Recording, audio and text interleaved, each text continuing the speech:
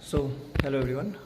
तो जो आप स्ट्रेटजी वीडियो पूछ रहे थे बिहार एसआई मेंस के लिए, वो मैंने रिकॉर्ड कर लिया है and I attach this.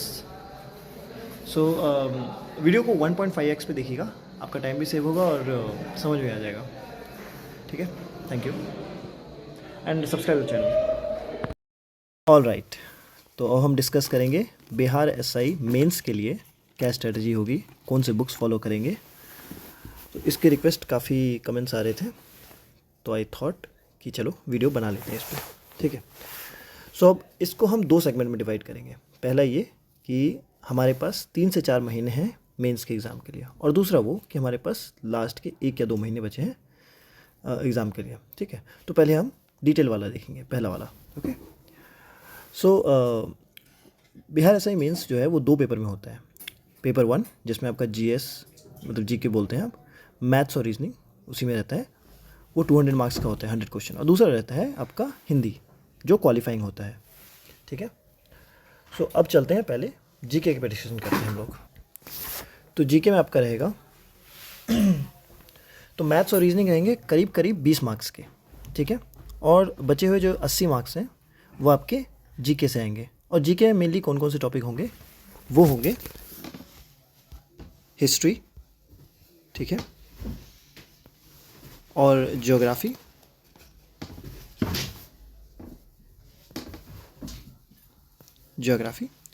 Polity, उसके बाद इन्वायरमेंट भी इम्पॉर्टेंट हो जाता है अब रीसेंट एग्ज़ाम्स को देखते हुए। ठीक है, उसके बाद आता है आपका इम्पॉर्टेंट साइंस। ठीक है, तो मेनली आपके ये 5 टॉपिक ज़रूरी होते हैं। ठीक है, मेंस के अगर हम जी के सेक्शन को देखें तो। ठीक है, चलते हम एक एक करके बात करते हैं। ठीक है, मैं हिस्ट्री को एच लिखता हूँ, ज्योग्राफी को जी और पॉलिटी को पी लिख देता हूँ। ठीक है, ये जो है आपको इसके लिए कौन सी बुक फॉलो करनी होगी, आप लूसेंट या क्राउन, इन दोनों में से कोई एक बुक फॉलो कर सकते हैं। अगर आप लूसेंट फॉलो करते हैं तो आप लूसेंट फॉलो कीजिए, अगर आपको क्राउन पहले से आप फॉलो करते हुए आ रहे हैं तो आप क्राउन फॉलो कीजिए। ठीक है, उसके बाद इन्हीं सेगमेंट के लिए आप रिवीजन करेंगे। ठीक है, रिवीजन के लिए आप क्वेश्चंस को सॉल्व जो करेंगे आप, वो आप कर सकते हैं घटना चक्र से, उसको कर सकते हैं हम घटना चक्र से। ठीक है, ओके, अब मैं हर चीज़ लिखूंगा नहीं, तो आप सुन लीजिए इस चीज़ को। ठीक है, I will write the important part. Next आता है आपका टॉपिक इन्वायरमेंट। ठीक है, इन्वायरमेंट आप कर सकते हैं सीधा प्रैक्टिस घटना चक्र से। ठीक है, ओके, सो घटना चक्र से इसलिए क्योंकि आप इसका डिटेल में पढ़ेंगे तो उतना फ़ायदा नहीं है, क्योंकि आपका इतना डिटेल में नहीं आएगा। आपके कुछ इंपॉर्टेंट क्वेश्चंस आएंगे जो कुछ एग्जाम्स में रिपीट हो रखे हैं, तो घटना चक्र वो करीब करीब कवर कर देता है। ठीक है, अब हम चलते हैं साइंस की ओर। नेक्स्ट टॉपिक है साइंस। तो साइंस के लिए आपको क्या फॉलो करना है, साइंस में आता है आपका फिज़िक्स, केमिस्ट्री और बायोलॉजी, जिसमें ज़्यादा वेटेज जो होता है वो कभी कभी बायोलॉजी को रहता है। ठीक है, जनरली देखा गया है। ओके, आप ये तीनों चीज़ जो है वो आप लूसेंट से फॉलो कीजिए, वो ठीक रहेगा। या आपका कोई और सोर्स है साइंस फॉलो करने का तो वहाँ से भी कर सकते हैं। और प्रैक्टिस के लिए आप प्रीवियस ईयर पेपर्स जो हैं वो देख सकते हैं, जो कि आपको अलग अलग सेट्स में मिल जाएंगे। ओके, नेक्स्ट चलते हैं हम मैथ्स की ओर। ठीक है, फिलहाल मैं आपको बुक्स बता रहा हूँ। ठीक है, इसके बाद हम इस पर डिस्कशन करेंगे कि कैसे करना है, क्या करना है। ठीक है, नेक्स्ट आते हैं मैथ्स की ओर। मैथ्स के लिए आप फॉलो कर सकते हैं RS अग्रवाल। ठीक है, और प्रैक्टिस के लिए आप कर सकते हैं किरण पब्लिकेशन की जो बुक आती है मैथ्स की, वहाँ से। ठीक है, रीजनिंग के लिए भी आपका सेम चीज़ होगा कि आप डायरेक्टली आप किरण पब्लिकेशन से उसका प्रैक्टिस सेट लगा सकते हैं। ठीक है, या आप कहीं और से भी प्रैक्टिस सेट लगाते हैं वो भी लगा सकते हैं। ठीक है, ओके, नेक्स्ट चलते हैं हम। इन सबको आप करने के बाद आपके लिए बहुत इंपॉर्टेंट रहेगा कि आप टेस्ट सीरीज़ करें। ठीक है, टेस्ट सीरीज़ बहुत इंपॉर्टेंट हो जाती है। ठीक है, तो टेस्ट सीरीज़ के लिए क्या कर सकते हैं आप, या तो आप ऑफलाइन कोई बुक ले रखे हैं वहाँ से प्रैक्टिस करते हैं, तो आप ऑफलाइन बुक से प्रैक्टिस कर सकते हैं, ऑफलाइन सेट। या तो आप टेक्स्ट बुक से फॉलो कर सकते हैं, टेक्स्ट बुक जो ऐप आता है आपको ऑनलाइन वाला, ठीक है, या तो आप ऑनलाइन एक और है अड्डा 247, उससे भी कर सकते हैं। ओके, और भी बहुत सारे हैं, so there are many. Next चलते हैं पेपर 2 हिंदी, ठीक है। हिंदी, ये एग्ज़ाम में हिंदी आप इजीली पास कर सकते हैं, क्योंकि क्वेश्चंस जो होते हैं वो बहुत इजी टाइप के होते हैं, ठीक है। कई सारे क्वेश्चन आपके पैसेज से आ जाएंगे, ठीक है।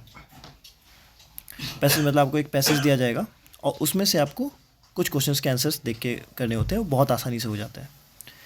इस एग्ज़ाम में 100 में से 60-65 सही क्वेश्चन करना कोई बहुत बड़ी बात नहीं है, बट फिर भी आप सेफ साइड के लिए 4-5 हिंदी के प्रीवियस ईयर के कोई भी सेट लगा लीजिए, ताकि आपकी प्रैक्टिस हो जाए, ठीक है। अब चलते हैं हम कि अब पढ़ें कैसे। तो पढ़ने का तरीका जो है वो जब आप जीके पढ़ रहे हैं तब आप क्वेश्चंस को, जब आप क्वेश्चन आंसर्स देख रहे हैं, ऑब्जेक्टिव कर रहे हैं या आप नॉर्मली पढ़ रहे हैं, तो मैं सजेस्ट करूँगा कि आप एक फ्लो चार्ट फॉर्म में पढ़ें, ठीक है, जिससे आपको ज़्यादा से ज़्यादा डाटा याद रह सके। एग्जांपल के तौर पे अगर मैं लेता हूँ कोई भी एक हिस्ट्री का टॉपिक, एंशंट मेडिवल हिस्ट्री का ले लेता हूँ, ठीक है, या एंशंट का ले लेता हूँ, एग्जांपल स्लेव डायनेस्टी ले लेता हूँ मैं, ठीक है। अब स्लेव डायनेस्टी से मुझे क्या क्या याद आता है, इसकी जो स्थापना की थी वो कुतुबुद्दीन ऐबक ने की थी, ठीक है। 1206 से 1290 के बीच में इनका ये चला था स्लेव डायनेस्टी का, ठीक है। और कुतुबुद्दीन ऐबक जो थे 1206 से 1210 तक थे। इनकी जो कुतुबुद्दीन ऐबक की मृत्यु हुई थी वो चौगान खेलने टाइम हुई थी, ओके। इन्होंने क्या बनवाया था, इन्होंने कुव्वतुल इस्लाम जो भारत का पहला मस्जिद जिसको कहते हैं वो बनवाया था, कुव्वतुल इस्लाम, ठीक है। उसके बाद इन्होंने ये किसके स्लीव थे, ये मोहम्मद घोरी के स्लीव थे। उसके बाद मतलब उस डाटा से रिलेटेड आपको जो याद आ रहा है, इन्होंने कुतुब मीनार बनाया था, ठीक है। कुतुब मीनार के स्टार्ट किया था इन्होंने प्रिपरेशन, मतलब बनाना इन्होंने स्टार्ट किया था, 2 फ्लोर बनाया था। उसके बाद इसको इल्तुतमिश ने किया था, ठीक है, पूरा। उसके बाद वहाँ पे बिजली गिरी थी, तो उसका रिकन्स्ट्रक्शन जो है और उसका जो 5th फ्लोर है वो बनाया था फिरोज शाह तुगलक ने, ठीक है। सो ये आपको याद आता है। उसके बाद कुतुबुद्दीन ऐबक से और क्या याद आता है, कुतुबुद्दीन ऐबक से याद आता है उनको लाख बख्श कहा जाता था, ठीक है। 1210 में चौगान खेलते हुए उनकी मृत्यु हुई थी। उनके नेक्स्ट रूलर आए थे आराम शाह, जो शायद 1 साल के लिए थे। उसके बाद इल्तुतमिश आए थे। तो इस तरह से आप फ्लो चार्ट फॉर्म में इसको याद रख सकते हैं। स्लेव डायनेस्टी को मामलुक डायनेस्टी भी कहते हैं, ठीक है। तो फ्लो चार्ट का मतलब ये है कि आप एक वर्ड पकड़िए, ठीक है, और उस वर्ड के अराउंड उसके रिलेटेड जो डाटा है आप उसका एक फ्लो चार्ट दिमाग में बना के रख लीजिए, ठीक है। और उन सब डाटाओं को याद रखने में आसानी होती है, क्योंकि एक क्लस्टर बन जाता है आपके दिमाग में उस चीज़ का, एक इन्फॉर्मेशन का क्लस्टर बनता है। तो अगर मान लीजिए कि क्वेश्चन थोड़ा इधर उधर आता है, जो चीज़ें मैंने बताई वो कहीं ना कहीं क्वेश्चन में आ रखी है पहले अलग अलग फॉर्म में, ठीक है। जैसे क्वेश्चन आया हुआ है कि कुव्वतुल इस्लाम कहाँ पे है, दिल्ली में है, किसने बनवाया था, कुतुबुद्दीन ऐबक ने बनवाया था, पहला इस्लामिक मस्जिद था ये। तो इस टाइप से अगर आप याद रखते हैं तो एक तो आपके बहुत सारे क्वेश्चंस कवर हो जाते हैं, और दूसरी बात है कि आपको याद रखने में आसानी होती है। चलिए अब मैं नेक्स्ट सेगमेंट पे आते हैं, जिसमें हम बात कर रहे थे 1 और 2 मंथ्स आपके पास बचे हैं, तो आप क्या करेंगे अब और आपकी तैयारी कैसे होगी, ठीक है। इस सेगमेंट में मैं थोड़ा डिटेल में जाऊँगा कि पढ़ेंगे कैसे हम लोग। जैसे मैथ्स और रीजनिंग के बारे में बात करते हैं पहले, ठीक है। मैथ्स एंड रीजनिंग के बारे में बात करते हैं। तो मैथ्स और रीजनिंग को आप यूट्यूब से सर्च करके डायरेक्टली, फॉर एग्जांपल आपके पास टाइम कम है, बुक्स पढ़ने का टाइम नहीं है, ईच एंड एवरी कॉन्सेप्ट पढ़ने का टाइम नहीं है, तो ठीक है, डायरेक्टली यूट्यूब पे सर्च कीजिए। जैसे SSC CGL, ठीक है, CHSL, MTS, ये जो एग्ज़ाम्स हैं, ठीक है, इन सब एग्ज़ाम्स के 2018, 19, 20, 21, 22, ये सब जो इनके प्री एग्ज़ाम्स थे उनकी प्रैक्टिस कीजिए विद सॉल्यूशन। आपको यूट्यूब पर मिल जाएगा, ये सब अवेलेबल होगा, उसकी प्लेलिस्ट होगी, आप उस प्लेलिस्ट को जाके देखिए, उनके जो प्रॉब्लम विद सॉल्यूशन है वो कीजिए, ठीक है। इसमें पहले आप क्वेश्चंस को खुद सॉल्व कीजिए, ठीक है, क्वेश्चन को खुद सॉल्व कीजिए, और अगर आपसे सॉल्व नहीं होता है तब आप उसका मेथड और ट्रिक देखें कि क्या मेथड अप्लाई किया है, उसमें अगर ट्रिक लगाया तो क्या ट्रिक लगाया है, और आपको उसको करने के बाद भी वो टफ़ लगे तो उसको नोट डाउन कर लीजिए, ठीक है, एक नोटबुक बना लीजिए, उसमें नोट डाउन कर लीजिए, ठीक है। मैं मैथ्स की बात कर रहा हूँ, ओके। और सेम चीज़ क्योंकि ये इसलिए क्योंकि जो मैथ्स का लेवल होता है बिहार एसआई में, ठीक है, वो मैथ्स एंड रीजनिंग का, दोनों का, मैथ्स और रीजनिंग का जो लेवल होता है वो एसएससी एग्ज़ाम की या तो कभी कभी इक्वलेंट हो जाता है या उससे कम रहेगा। तो अगर आप एसएससी के वेरियस एग्ज़ाम्स के प्रीवियस ईयर लगा लेंगे उतना काफ़ी रहेगा, जनरली ऐसा ही पैटर्न फॉलो किया जाता है, ठीक है। नेक्स्ट चलते हैं, उसके बाद क्या करना है। अब आपने मैथ्स की प्रीवियस ईयर की प्रैक्टिस कर ली है, आपने बहुत सारे क्वेश्चन पेपर सॉल्व कर लिए हैं, उसका सॉल्यूशन देख लिया, तो फिर उसके बाद क्या करना है, उसके बाद आप मॉक टेस्ट दीजिए जिसमें मैथ्स और रीजनिंग के क्वेश्चन हो, और अपने परफॉर्मेंस एनालिसिस कीजिए। और परफॉर्मेंस एनालिसिस करने के बाद, एनालिसिस बहुत इंपॉर्टेंट है, आप वो सेगमेंट जो आपका कमज़ोर है, वीक है, उस पर उसका एक तो क्वेश्चन सॉल्व कीजिए, ठीक है, और उसके नोट्स आप रेडी कर लीजिए, ठीक है। मान लीजिए फॉर एग्जांपल आपका मैथ्स में कंपाउंड इंटरेस्ट वाला टॉपिक जो है वो वीक है, ठीक है, तो आप यूट्यूब पे जाइए और डायरेक्टली सर्च कीजिए कंपाउंड इंटरेस्ट लेक्चर्स, ठीक है, ओके। वहाँ से आप कॉन्सेप्ट पढ़ लीजिए, उसके जो कॉन्सेप्ट बताएंगे और ट्रिक्स बताएंगे वो देख लीजिए, उसको नोट डाउन कर लीजिए। उसके बाद आप जाके क्वेश्चंस लगाइए, उसके जो आप क्वेश्चन पेपर देख रहे थे उसमें आप इस टॉपिक के रिलेटेड जो भी क्वेश्चन है उसे क्वेश्चन लगाइए, और जब वो सॉल्व होने लगेंगे तो आपका ये कॉन्सेप्ट स्ट्रांग हो जाएगा, मतलब आपका सीआई जो पार्ट है वो स्ट्रांग हो जाएगा, और ये ज़्यादा टाइम नहीं लेगा, 1 या 2 घंटे के लेक्चर्स होंगे, आप उसको कीजिए, फिर आप प्रैक्टिस करेंगे, बहुत ज़्यादा टाइम नहीं लगेगा इसमें, ठीक है। ऐसे करके आप जो भी आपके वीक टॉपिक्स हैं, और फॉर एग्जांपल जैसे मैथ्स का मैंने बताया वैसे रीजनिंग का बता देता हूँ, क्योंकि रीजनिंग में भी सेम पैटर्न फॉलो होगा। अब रीजनिंग में मान लीजिए कोई टॉपिक है काउंटिंग ऑफ क्यूब्स, ठीक है, काउंटिंग ऑफ क्यूब्स जो कि है इस टाइप का, जैसे एक क्यूब बना के दे दिया जाएगा, और जैसे प्री एग्ज़ाम में भी आया हुआ था ऐसा कि बताइए कि इतने सारे क्यूब हैं, ये वाला रंग दिया, ये वाला रंग दिया, तो बीच में कितने क्यूब के 2 साइड मतलब 2 साइड रंगे हुए हैं, एक साइड रंगा हुआ है, या कोई क्यूब इन पूरे उसमें कौन सा ऐसा क्यूब है जिस कोई रंगा नहीं है, तो ये क्वेश्चन आएंगे। तो आप काउंटिंग ऑफ क्यूब से इसको देख सकते हैं। तो सेम चीज़ है इसमें भी आप यूट्यूब पे जाइए, सर्च कीजिए काउंटिंग ऑफ क्यूब्स, ठीक है, उसके कॉन्सेप्ट एंड ट्रिक्स पढ़ लीजिए, उसके बाद आइए वापस और आप उस क्वेश्चन को सॉल्व कीजिए, तो मोस्ट प्रॉब्ली आपका हो जाएगा, इससे आपका कॉन्सेप्ट भी स्ट्रांग होगा, ओके। नेक्स्ट चलते हैं हम जीके की ओर, ठीक है। जीके में आप क्या करेंगे, क्योंकि आपका टाइम कम है तो आप मॉक टेस्ट कंटिन्यूस लगाते रहिए, ठीक है। जब भी आपको हर हफ्ते आपको एक मॉक टेस्ट लगाना है कम से कम, ठीक है, और जितनी पास एग्ज़ाम आते रहे उतना आपको लगाना है उसको, ठीक है। और जब टाइम कम बचेगा तो ट्राई कीजिएगा हर 2-3 दिन पे एग्ज़ाम मतलब मॉक टेस्ट दे दीजिए, और एग्ज़ाम के 3-4 दिन पहले तक मॉक टेस्ट लगा सकते हैं, उसके बाद मत लगाइएगा, आपको थोड़ा टाइम भी चाहिए, क्योंकि क्योंकि आप जब एग्ज़ाम के बहुत पास होते हैं तब मॉक टेस्ट आपके परफॉर्मेंस पे इम्पैक्ट कर सकता है, या तो आपको ओवर कॉन्फिडेंट कर देगा या आपको अंडर कॉन्फिडेंट कर देगा, ठीक है। तो उस टाइम अवॉइड कीजिए एग्ज़ाम के 3-4 दिन पहले तक, ठीक है, उससे पहले आप लगाते रहिए, आपकी प्रैक्टिस होती रहेगी।